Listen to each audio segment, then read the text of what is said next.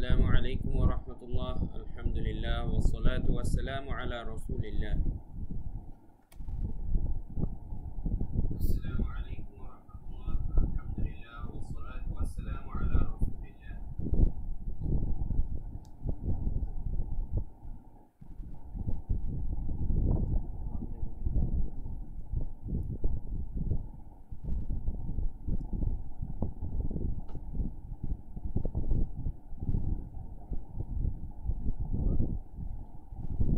السلام عليكم ورحمة الله. الحمد لله والصلاة والسلام على رسول الله. السلام عليكم ورحمة الله.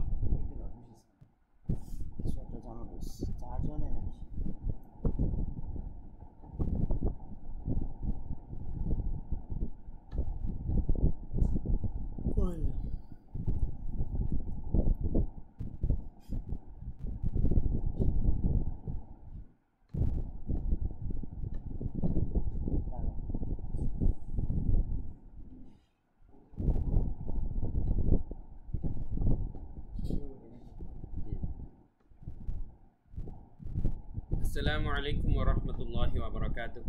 الحمد لله رب العالمين والصلاة والسلام على سيد المرسلين وعلى آله وأصحابه أجمعين. প্রিয় শিক্ষার্থীবৃন্দ, আশা করি আল্লাহ তাআলার অশেষ রহমতে আপনারা সবাই অনেক ভালো আছেন।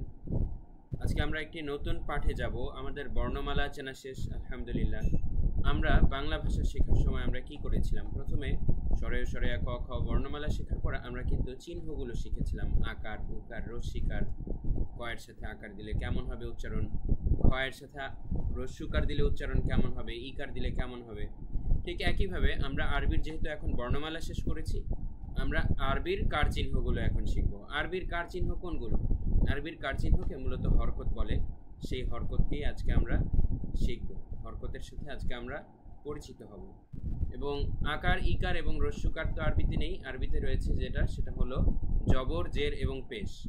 আমরা জানি বাংলা ভাষায় অনেকগুলো চিহ্ন রয়েছে, যেমন আকার, তারপরে রস্যিকার, দীর্ঘিকার, রস্যুকার, দীর্ঘকার, রিকার, একার, ঐকার, ওকার, অনেক ধরনের কার রয়েছে বাংলায়।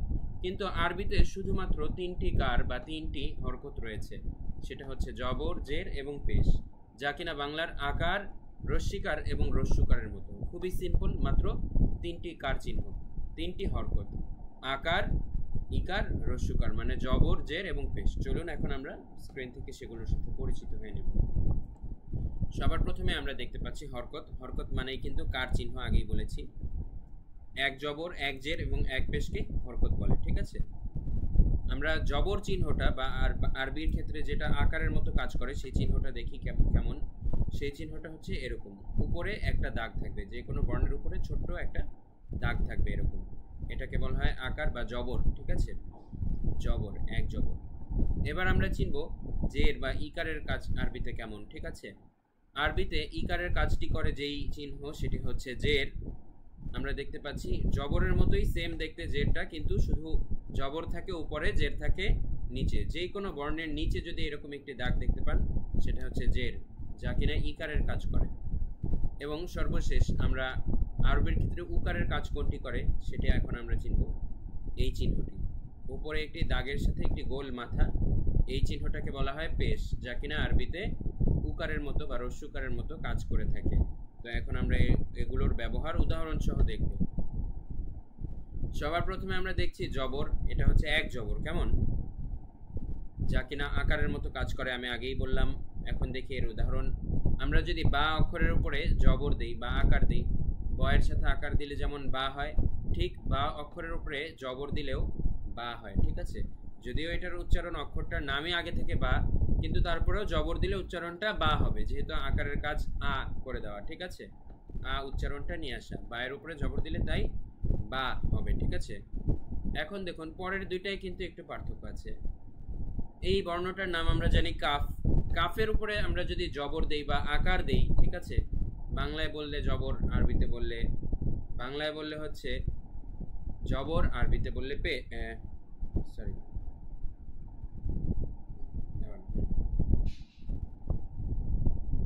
বাংলায় বললে আকার, আরবিতে বললে হচ্ছে জবর। তো কাফের উপরে আমরা যদি জবর চিহ্নটা দেই, উচ্চারণ হয়ে যাবে কা, ঠিক আছে, কাফ থেকে এর উচ্চারণটা হয়ে যাবে কা, কেননা আমরা এখন জবর দিয়েছি, কাফ জবর কা। কয়ের সাথে যেমন আকার দিলে কা হয়ে যায়, ঠিক একইভাবে কাফের উপরে জবর দিলেও কা উচ্চারণ হবে। ঠিক একইভাবে প্রত্যেকটা বর্ণকেই আ উচ্চারণে নিয়ে আসবে এই জবর, কিন্তু কিছু কিছু ক্ষেত্রে একটু ব্যতিক্রম, অ উচ্চারণেও মাঝের মধ্যে নিয়ে আসে। যেমন ক এর উপরে আমরা যদি জবর দিই তা হবে না, হবে ত। খ এর উপরে জবর দিলে হবে খ। সেই ব্যতিক্রমগুলো আমরা পরবর্তীতে দেখাবো ইনশাআল্লাহ। এবং তারপরে আমরা দেখি লামের উপরে যদি জবর দিই আমরা, লাম থেকে হয়ে গেল লা, লয়াকার লা। ঠিক আছে, আকারের মতো কাজ করছে বেসিক্যালি। আমরা কিন্তু বিষয়টা বুঝতে পেরেছি আশা করি। এখন আমরা দেখব জের কিভাবে কাজ করে। আরবিতে জেরটা কাজ করে হচ্ছে ইকারের মতো, রস্যিকারের মতো। যেমন আমরা উদাহরণ সহ যদি দেখাই, বায়ের নিচে জের দিলে আগে ছিল বা, এখন হয়ে যাবে বি। যেমন ব অক্ষরের মধ্যে আমরা যদি রস্যিকার বসিয়ে দিই বি হয়ে যায় না, ঠিক একইভাবে বা অক্ষরের নিচে আমরা যদি একটা জের দেই আমাদের উচ্চারণটা হয়ে যাবে বি। কাফ অক্ষরের নিচে আমরা যদি জের দেই উচ্চারণ হয়ে যাবে কি, আগে ছিল কাফ এখন হয়ে যাবে কি। জবর দিলে হয় কা, জের দিলে হয় কি। ঠিক আছে, লাম অক্ষরের নিচে জের দিলে হয় লি।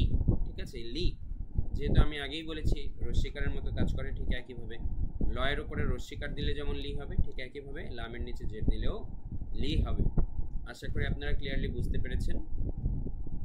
এবার আমরা দেখব পেশের ব্যবহার। ঠিক আছে, পেশ হচ্ছে রস্যকারের মতো, আমরা যেমনটা স্ক্রিনে দেখতে পাচ্ছি। উদাহরণগুলো দেখি। এর আগে আমরা দেখেছি বায়ের উপরে জবর দিলে ছিল বা, নিচে জের দিলে হয়ে গেছে বি। এখন যদি আমরা বায়ের উপরে পেশ দেই হয়ে যাবে বু। ঠিক আছে, রস্যকারের মতো কাজ।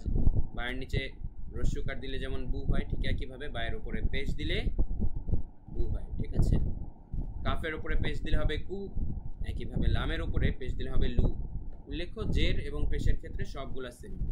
জের হচ্ছে সবগুলো বর্ণকে ই, বি, তি, সি, জি, ই এরকম উচ্চারণে নিয়ে আসবে। একটা ই করতে হবে, আপনার মুখের আকৃতিটা ই এরকম বানিয়ে দেবে। জেরের উচ্চারণ সবগুলো অক্ষরের ক্ষেত্রে সেম।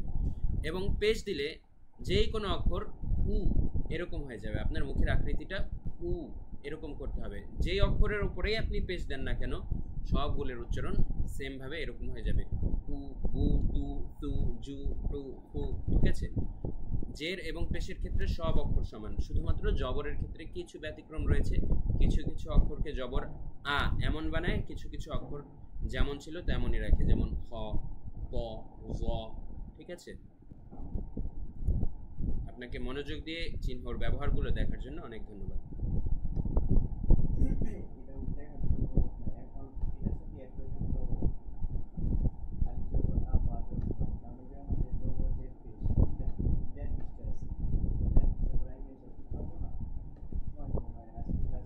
আশা করে যে শেষ করতে পারবেন।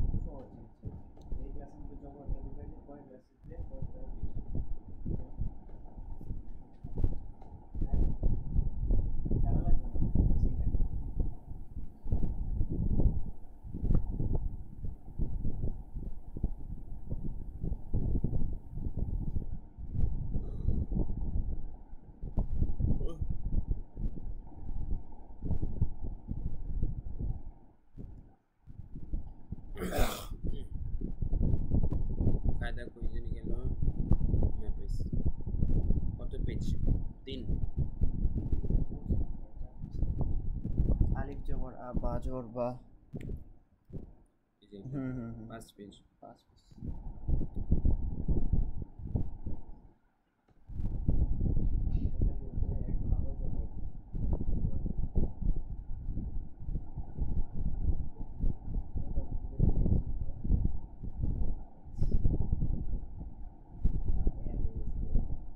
আচ্ছা, আবার করো, আরেকটা ভিডিও করো। প্রিয় শিক্ষার্থীবৃন্দ, আমরা এর আগের ভিডিওতে দেখেছিলাম কিভাবে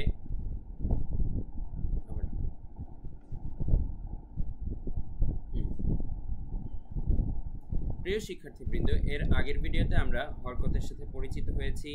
জবর, জের এবং পেশ বেসিক্যালি কাকে বলে এবং এর ব্যবহারটা কেমন আমরা হালকা একটু ধারণা দিয়েছি। এখন আমরা প্রত্যেকটা হরফের উপরে ধরে ধরে জবর, জের এবং পেশ বসিয়ে দেখব তাদের উচ্চারণগুলো কেমন হয়। আপনাদের প্রত্যেকটা উচ্চারণ ভালোভাবে আয়ত্ত করতে হবে। কেমন? আমরা বলেছিলাম জবরের ক্ষেত্রে একটু ব্যতিক্রম রয়েছে। এখন চলুন আমরা দেখব পুরো 29টা হরফের উপরেই জবর বসিয়ে কার উচ্চারণটা কেমন হয়। আপনারা ভালো করে একটু মনোযোগ দিয়ে লক্ষ্য করবেন। সবার প্রথমে আমরা আলিফের উপরে যদি জবর বসাই, একটা জিনিস একটু মনে রাখবেন, আলিফ অক্ষরটার উপরে জবর জের পেশ যাই বসান না কেন, কোনো চিহ্ন এর উপরে আসলে এর নাম হয়ে যাবে হামজা। অর্থাৎ এখন থেকে আমরা আলিফকে হামজা বলবো যদি দেখি এর উপরে কোনো চিহ্ন আছে। যদি দেখি উপরে কোনো চিহ্ন নেই তাহলে আমরা আলিফই বলবো। কিন্তু কোনো ধরনের চিহ্ন থাকলে, জবর জের পেশ এ ধরনের কোনো চিহ্ন থাকলে আমরা আলিফকে কি বলবো?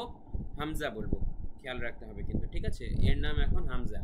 আমরা বলছি হামজা জবর আ, তার মানে হামজার উপরে জবর দিলে আ হয়, ঠিক আছে?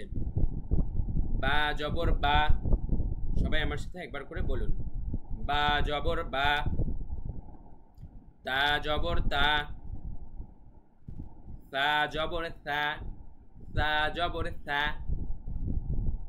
জিম জবর জা, জিম জবর জা।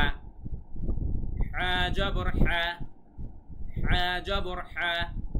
আপনাদেরকে আবারও সতর্ক করছি প্রিয় শিক্ষার্থীবৃন্দ, সা তারপরে হা এই উচ্চারণগুলো কিন্তু আপনারা সাবধানে করবেন, না হলে কিন্তু ভুল হয়ে যাবে, অর্থ চেঞ্জ হয়ে যাবে কোরআন পড়ার সময়। আমরা এর আগেই মাখরাজের ক্লাসে আপনাদেরকে উচ্চারণগুলো শিখিয়েছি। উচ্চারণে কোনো রূপ দুর্বলতা থেকে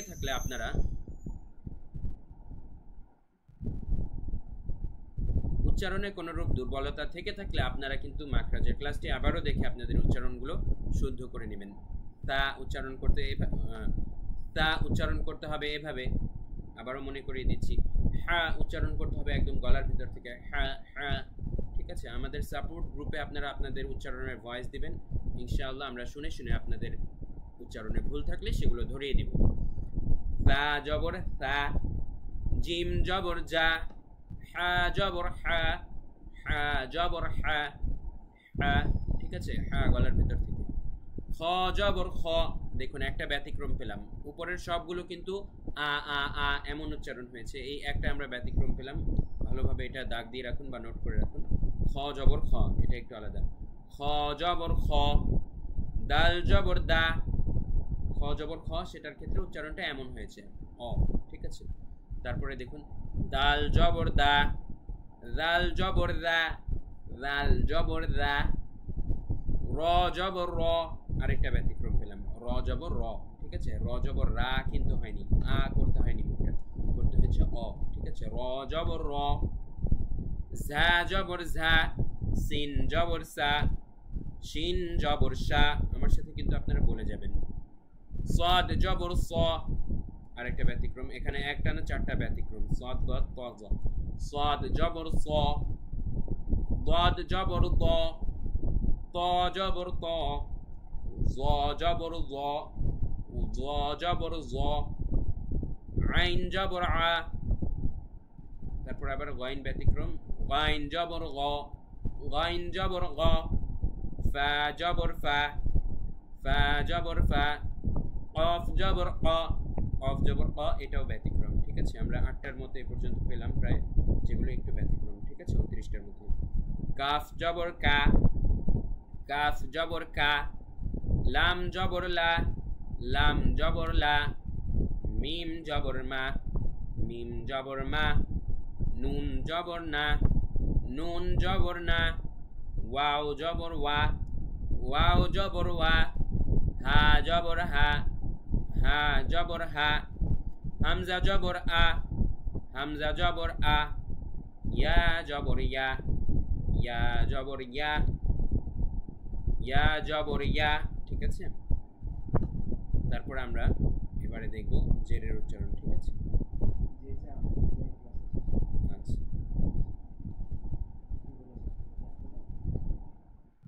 প্রিয় শিক্ষার্থীবৃন্দ, তাহলে আমরা আজকের ক্লাসে প্রত্যেকটা 29টা হরফের উপরে জবর বসিয়ে দেখলাম উচ্চারণটা কেমন হয়। আপনারা এই 29টা হরফ ভালোভাবে আয়ত্ত করা হলে এরপরে আমরা পরের ক্লাসে জের বসালে উচ্চারণগুলো প্রত্যেকটা হরফের কোনটার কেমন হবে সেটা শিখব। তার আগে অবশ্যই আপনাদের জবরের উচ্চারণগুলো পারফেক্টভাবে আয়ত্ত করতে হবে। সবাইকে অনেক ধন্যবাদ। আসসালামু আলাইকুম।